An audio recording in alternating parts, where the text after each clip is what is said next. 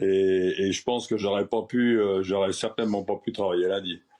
On vous a entendu pousser plusieurs coups de gueule ces derniers jours contre le sous-équipement en masques. On entend les autorités qui désormais annoncent 12 millions de masques livrés, 1 million de FFP2. Il est encore temps ou pas? Ou c'est encore que du bluff? Bon, bah, de toute façon, il y en a toujours besoin parce que, de toute façon, l'épidémie, elle est devant nous, hein. Le pic épidémique est devant nous et peut-être que, peut-être qu'on aura des masques FFP2 pour la prochaine pandémie. C'est-à-dire que là, le 1,3 million de FFP2, c'est totalement insuffisant?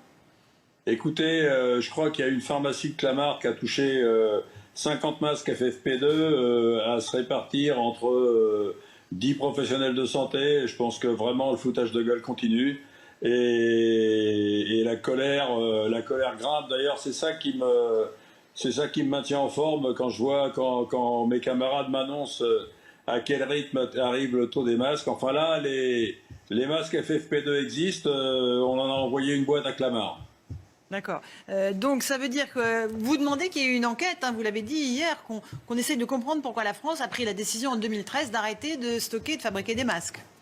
Il faut qu'il y ait une commission d'enquête et puis d'une part et que d'autre part l'administration rende des comptes, qu'on explique pourquoi les 4 sociétés françaises qui ont fabriqué des masques ont continué à en vendre à l'étranger jusqu'au 31 janvier.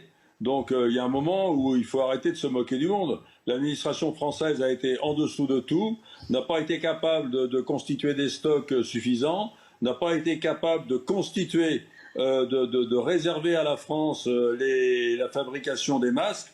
C'est une honte. Une question de Dimitri Pavlenko. Non, c'était pour rebondir sur cette enquête parlementaire que demande Jean-Paul Hamon. On a des éléments de réponse quand même, docteur. On le sait, hein, le journal de l'Opinion le révélait ce matin. C'est qu'en 2012-2013, il y a un tournant. Alors il y avait la puissance publique centralisait ses commandes et la distribution des masques.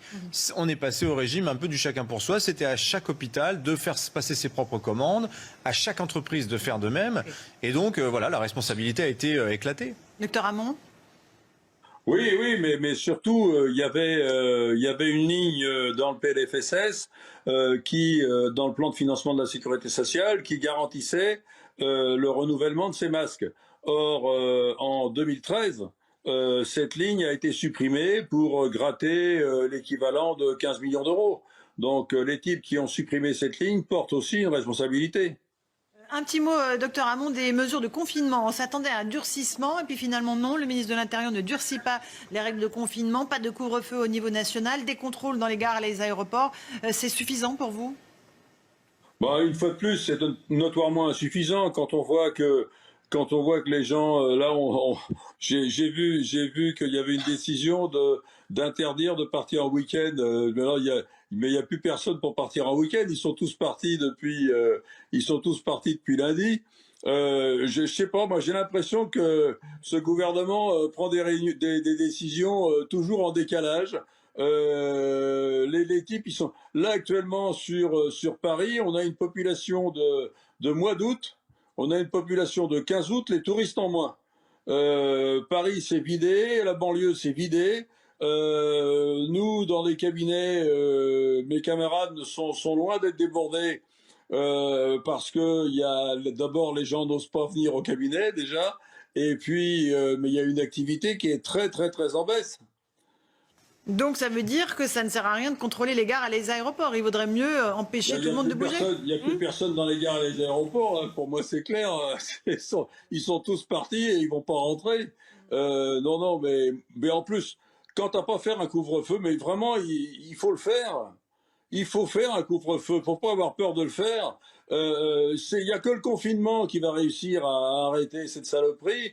Il faut que les Français le comprennent. Alors, je comprends qu'ils aient du mal à le comprendre parce que la semaine dernière on leur demandait d'aller voter, maintenant on leur dit de plus bouger.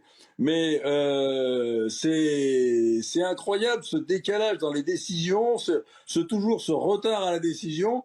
Alors peut-être qu'ils vont décaler le couvre-feu dans la semaine prochaine, mais c'est maintenant qu'il faut faire le couvre-feu. Et un dernier message peut-être adressé à ceux qui nous regardent et leur redire restez chez vous, c'est comme ça qu'on sauve des vies en fait. Mais bien sûr, c'est ça, il faut rester chez soi, restez chez vous, ne bougez pas, cette épidémie s'arrêtera si vous restez chez vous, pas autrement. Une question du docteur Rachida Inaoui Razé. Jean-Paul Hamon, docteur Inaoui, donc soignez-vous bien, on a besoin de vous, vous êtes précieux. Et moi, je voudrais dire justement à la population, pour que nous ne tombions pas malades, parce que vous avez besoin de nous, nous sommes les soignants, on a besoin de la police. Il faut que le virus arrête de circuler. Pour arrêter de circuler, il faut rester à la maison, il ne faut même pas descendre, faire des activités physiques. Je suis complètement d'accord avec vous, on est précieux, la santé est un bien précieux. Aidez-nous en restant chez vous, s'il vous plaît. Vous êtes d'accord avec ça, docteur Hamon? Absolument, absolument. Il y a que le confinement qui fera reculer ce virus. Et je comprends pas. Alors, il y a des gens qui comprennent rien, et donc le couvre-feu, ce serait très bien. Ok, merci beaucoup en tout cas d'avoir réagi en direct sur CNews. Et encore une fois, un peu de repos et on vous espère en pleine forme la prochaine fois qu'on vous aura en ligne. On fait une petite pause dans